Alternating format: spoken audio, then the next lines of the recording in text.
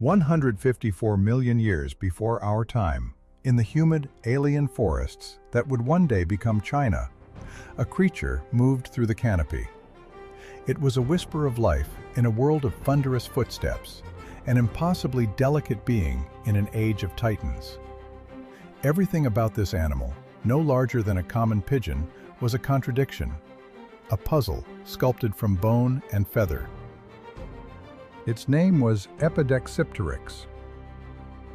In the shadows of the ferns below, colossal predators stalked the forest floor, their very presence a constant, vibrating threat. For a creature so small, the ground was a death sentence. Survival was found not in strength, nor in speed, but in elevation. It lived its life in the trees, a world away from the slaughter below. Its bizarrely long limbs and grasping fingers a testament to a life spent clinging to bark and branch. Our entire knowledge of this ghost is owed to a single, miraculous impression left in stone, discovered only in the year 2008. A fossil that revealed an anatomy of exquisite strangeness. The most peculiar feature was its third finger, an impossibly elongated, slender digit. This digit, paired with sharp, forward-jutting teeth, was not a weapon against its enemies, but a key, a specialized instrument for unlocking the secret larders hidden deep within the wood, for pulling the pale, soft larvae of beetles from their silent tombs. For this prize, it would often contend with its own kind, their battles not of claw and fang, but of posture and intimidation. For this, it had another secret. Its first ornamental feathers ever known to history, a fragile and beautiful burden.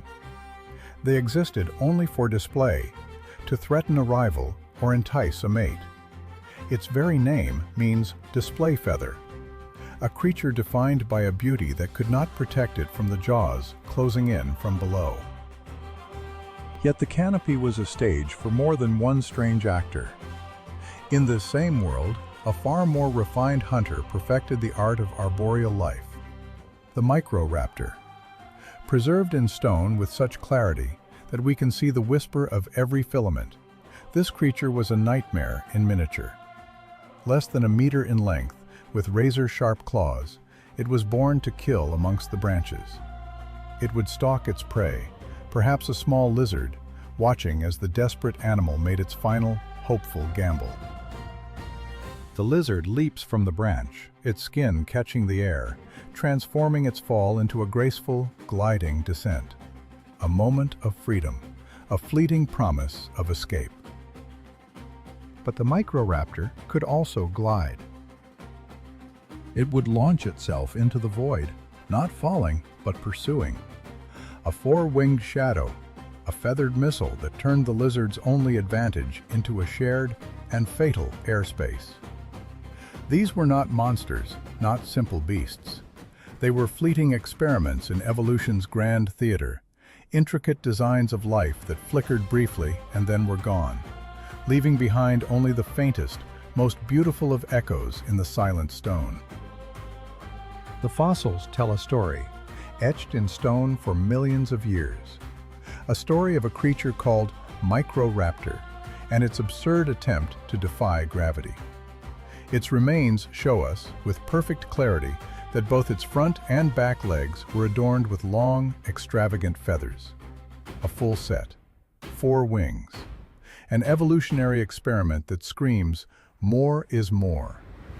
These plumes were structured to create an ideal aerodynamic surface, a testament to nature's willingness to try absolutely anything. All the evidence points to a single, bizarre conclusion. The microraptor was a 4-winged dinosaur that conquered the sky.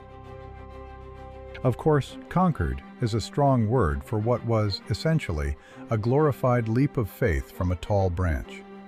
And in the humid, tangled forests of ancient China, this feathered contraption was not the only monster taking to the air. Every nightmare has a bigger, uglier brother. Meet Sinornithosaurus, a close and inconveniently larger relative. For the microraptor, This meant its brief career as an airborne hunter was frequently interrupted by a new role: panicked, fleeing prey. Both of these animals could fly, or rather, they could glide. They navigated the dense forest canopy in a series of elongated, looping jumps, an elegant aerial ballet that would inevitably devolve into a desperate, clumsy scramble for survival. With its longer flight feathers, the Microraptor had a distinct advantage in the air, a superior glide ratio that allowed it to outdistance its pursuer. But eventually, gravity, that tireless party pooper, always wins. A landing was inevitable. And on the ground, the game changed, brutally. Those magnificent feathers, the key to its aerial escape, transformed into a cumbersome, feathery prison. They were a liability. Walking was a challenge. Running was a joke.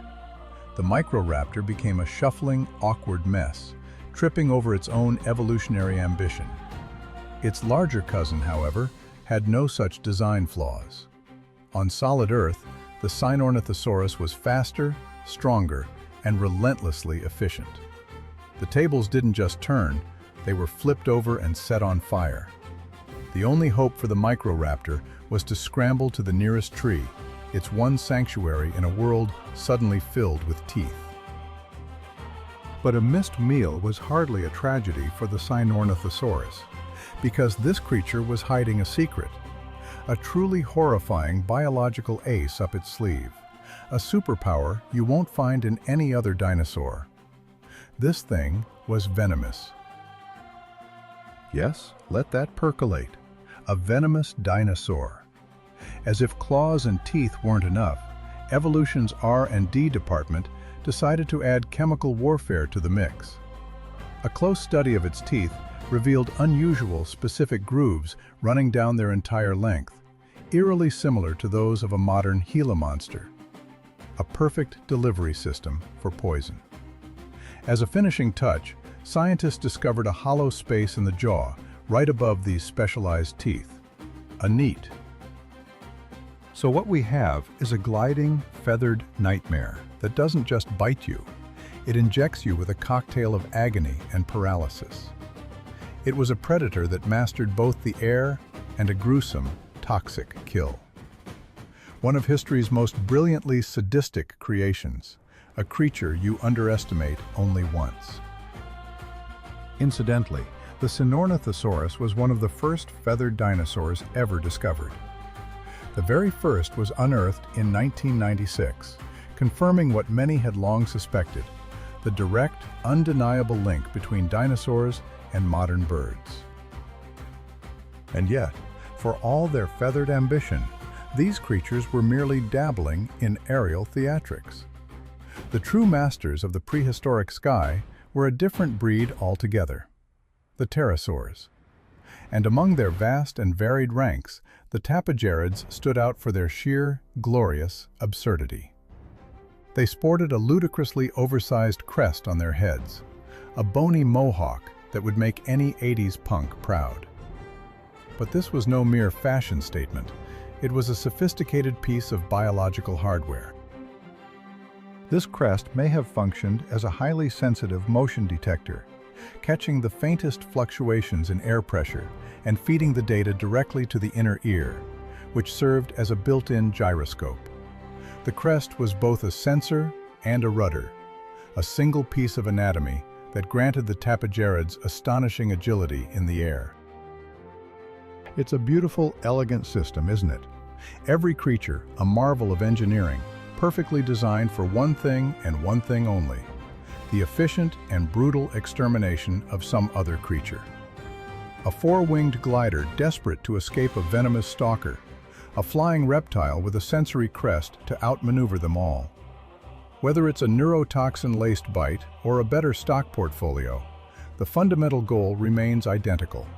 Find an edge, exploit it, and hope you don't end up as a beautifully preserved fossil, a testament to someone else's superior strategy. Evolution, in its infinite and often baffling wisdom, decided that merely conquering the skies wasn't enough for some creatures. It demanded they also dabble in sailing. Meet the tapajarids, a group of pterosaurs who apparently looked at the vast, empty ocean and thought, "I could use that." Some paleontologists, bless their speculative hearts, believe these creatures weren't just flyers, but also part-time seafarers. When they settled on the water's surface, their magnificent head crest, a bizarre piece of biological vanity, wasn't just for show. It acted as a rudder, a jib. Their two sprawling wings, meanwhile, was waves. Today, you might see a pale, pathetic echo of this when a goose or a swan awkwardly catches a breeze with its wings. A fleeting glimpse of a time when nature's ambitions were far more theatrical. But nature's flair for the dramatic hardly stopped at airborne yachts. Consider the walking contradiction known as the Stegosaurus, an icon of the Jurassic period, chiefly famous for the bizarre dorsal billboards it carried on its back. The purpose of these massive plates remains a favorite topic for scientific debate, which is a polite way of saying they have absolutely no clue. Were they sophisticated radiators for thermoregulation?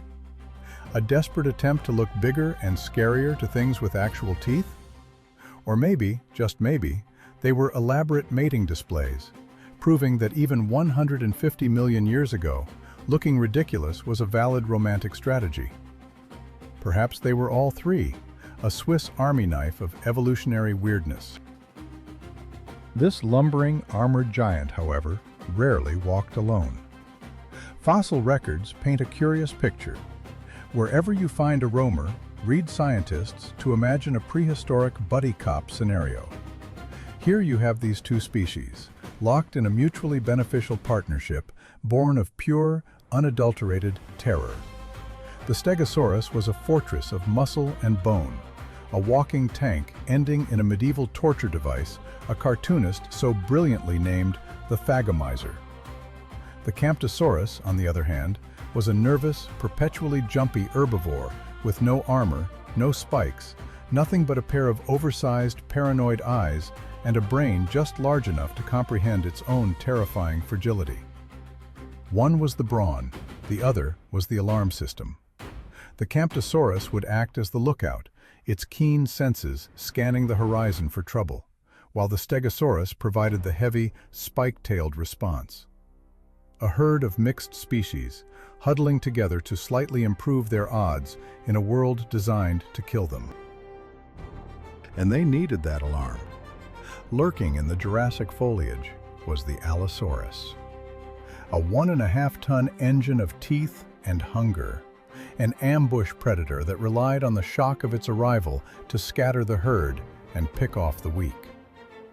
When the Camptosaurus sentries shrieked their warning, they would bolt, leaving the Allosaurus with a terrible choice. It could chase the small, heavily defended creatures of its time.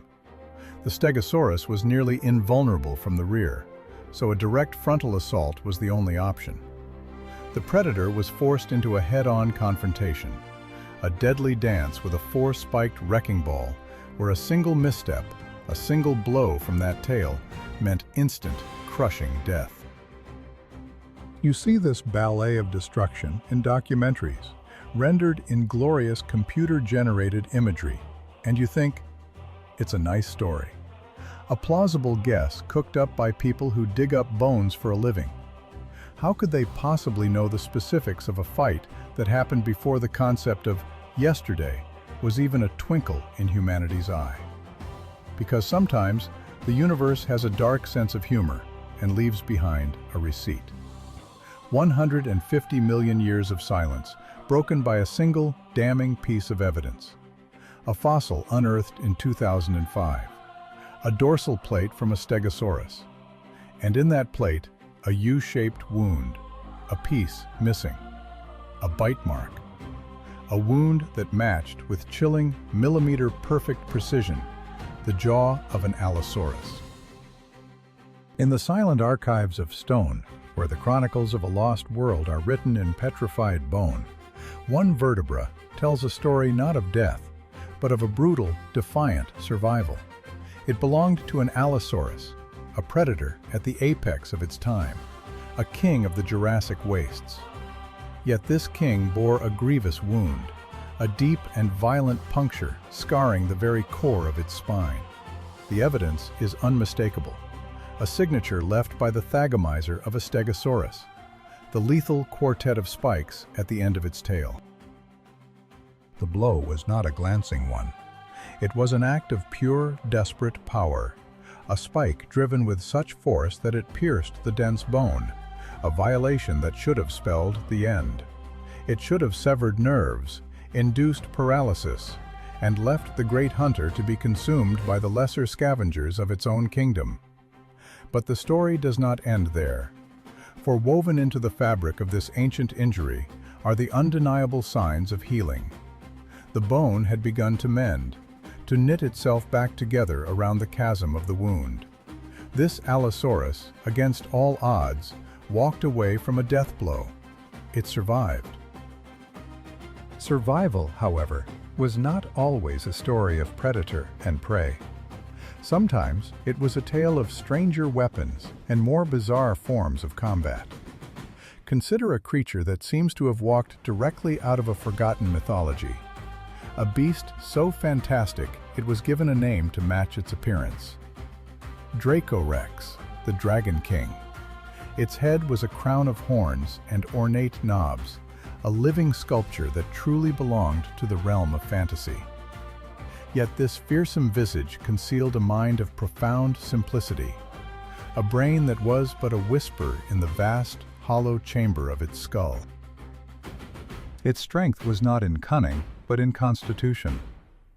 The skull of Dracorex and its entire family of pachycephalosaurids was a marvel of biological engineering, a dome of immensely thick, solid bone. This was its battering ram. It could deliver thunderous, head-on impacts without the slightest risk of concussion, a living hammer in a world of flesh and tooth. Across the ages, paleontologists still debate the true purpose of these incredible skulls. Were they weapons for dueling rivals in thunderous, head-cracking contests for dominance? Or were they merely elaborate ornaments, vibrant and imposing displays designed to captivate a mate? The bone is silent on its intention. 75 million years ago, another, more subtle form of power was evolving.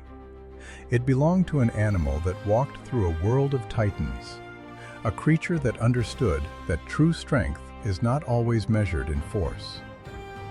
Before us stands the Parasaurolophus, a multi-ton creature of placid temperament, with no shield of armor, no fury of claws, no daggers of horn to offer the coming darkness. An encounter with a Tyrannosaurus would not be a battle, it would be a finality. This gentle giant was utterly, hopelessly defenseless. Or so it would seem. The secret to its existence was not etched in claw or fang, but resonated within the architecture of its very head. The Parasaurolophus possessed one of the largest brains of any herbivore, and within that mind, one region was exceptionally developed, the auditory cortex, the center for hearing and the interpretation of sound. Its hearing was exquisitely sharp, a biological sensor array capable of detecting the footfalls of a distant predator from kilometers away. But hearing the threat was only the first part of the solution. The second part was a masterpiece of evolution. Its skull was graced with a long, hollow, curving crest. This was no mere ornament. It was an instrument, forged by evolution. Within this crest lay a complex, twice-bent nasal passage, a resonating chamber nearly 2.5 meters long. Vibrations, born in the creature's larynx, would travel through this, entering their frequency, transforming a simple call into something far more profound. The result was a sound of incredible, soul-shakingly low frequency, a sound deeper than a foghorn's lament, capable of traveling immense distances through the dense prehistoric air. And here lies the genius of the herd. The precise shape and length of the chambers inside each crest was unique to the individual. Every single Parasaurolophus had its own voice, its own distinct call, as unique as a fingerprint etched in sound. These were profoundly social animals, and they understood a fundamental truth. A lone voice is easily silenced, but a chorus is a fortress. Their ability to transmit complex messages across the herd was their shield, their armor, their sword. A single scout, hearing the faint tremor of an approaching carnivore, could sound an alarm. A specific, coded call that would ripple through the entire congregation, a wave of information that meant danger, flee, here. Their calls, once the lifeblood of a thriving world, have long since fallen silent. But the echo remains, a low and resonant hum, trapped forever in the fossilized bone that tells us not of a victim, but of a symphony of survival. Sound. A vibration in the air, a message, a warning. Humanity thinks it invented long-range communication, beaming its pathetic little dramas across satellites. How quaint. Dinosaurs were doing it millions of years before, with nothing more than bone and air. The Parasaurolophus, with its magnificent hollow crest, wasn't just a pretty face. It was a biological subwoofer. Low-frequency sound, with its long, lazy wavelengths, travels for miles, cutting through forests and fog. A deep, resonant call to a mate, a territorial claim, a simple, "I'm over here." But this wasn't about serenades. Evolution is rarely so poetic. This was about war. Low-frequency infrasound can be weaponized. Picture it. A herd of 100 Parasaurolophus, all turning their heads in a single, terrifying motion. They don't roar. They don't shriek. They unleash a unified, focused blast of infrasonic death. A pressure wave so powerful it could liquefy the insides of a predator, scramble its brain, and knock the 10-ton carnivore off its feet before it even knew what was happening. A sound that kills. Did they actually do this? We can only speculate. But in a world designed for mutual D, of course, nature's design portfolio is filled with yak. It sported a double row of spines. A single row would have been sufficient for any self-respecting exhibitionist. Enough to make it look bigger, more intimidating, to stand out in a crowd. But 2 rows, that's just showing off. That is a creature practically screaming for attention. For years, paleontologists, those tireless catalogers of the absurd, debated their purpose. Were they for defense? To scare away predators?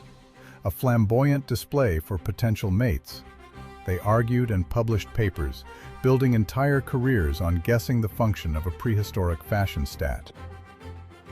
And then, 100 million years ago, in the land that would one day be famous for strip malls and political outrage, roamed one of evolution's greatest punchlines. Meet the Nothronychus, a proud member of the theropod family, a close cousin to the Tyrannosaurus rex, with one tiny, hilarious difference. It was a vegetarian. Standing 5 meters tall on short, stocky legs, with the wide hips of a creature built for stability, not speed, it was a walking contradiction. It had the lineage of a killer, but the diet of a cow. This did not, however, mean it was an easy meal. Evolution had played a joke, but it wasn't a stupid one. The Nothronychus kept the family heirlooms. On its forelimbs were claws. Lone, a herbivore for a victim. It was a pacifist with weapons of mass destruction. By switching to a plant-based diet, it gained easy access to food. It no longer had to chase its dinner. Standing on 2 legs, it could use those horrifying claws to gently bend branches and nibble on leaves.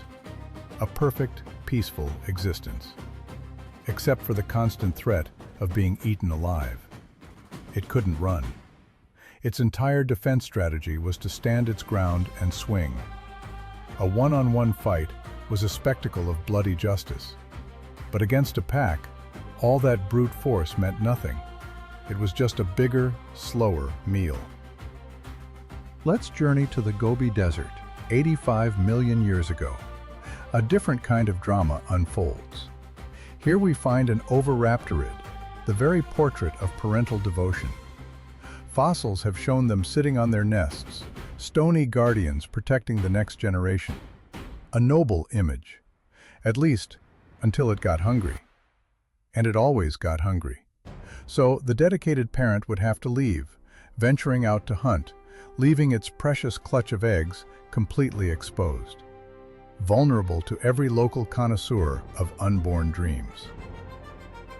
But a stolen egg was often the least of its worries, because this playground was home to a true monstrosity, the Gigantoraptor, one of the most bizarre creatures to ever walk the earth, a fever dream sketched out by a mad god, 8 meters long, weighing up to 2 tons. Imagine a chicken. Now imagine that chicken scaled up to the size of a Tyrannosaurus. A beak designed to crush bone, legs built to run down anything that moved, and a gaze that promised nothing but oblivion. It was the universe's idea of a practical joke, and on its arms it had feathers. Not for flight, of course. That would be too logical. They were for showing off, or, in a final, chilling twist of irony, for shielding its own eggs from the sun. The ultimate terror of the desert, a 2-ton bird of prey, using the very symbol of delicate beauty to nurture its own line of future nightmares. It was a creature of impossible scale, the largest feathered animal ever to walk the earth, yet in its heart beat the instinct of a bird. The incubation was a grueling vigil, lasting as long as 80 days. For a Gigantoraptor, this was a season of profound vulnerability, a time when both the precious eggs and the brooding parent were locked in a state of constant peril. Lesser oviraptorids were a mere annoyance, scavengers that dared not test the resolve of a guardian standing watch. But the scent of life on the wind would eventually draw a true Cha display of coordinated fury. A lone parent was a different story. The ensuing battle would be a desperate clash, its outcome written not in strategy, but in raw, unpredictable violence. This fierce devotion was an evolutionary masterstroke, an instinct so successful it echoes today in every bird that shelters its eggs from the storm. Yet the most lethal threat was not always born of tooth and claw. It came from the earth itself. Paleontology reveals a silent, tragic tableau. Feathered dinosaurs, forever frozen in their final act of care. Discovered still shielding their nests, buried alive by the sudden, indifferent force of a collapsing dune. The very instinct that compelled this giant to protect its clutch was the same force that sealed its fate, an ancient legacy of parenthood, preserved in stone.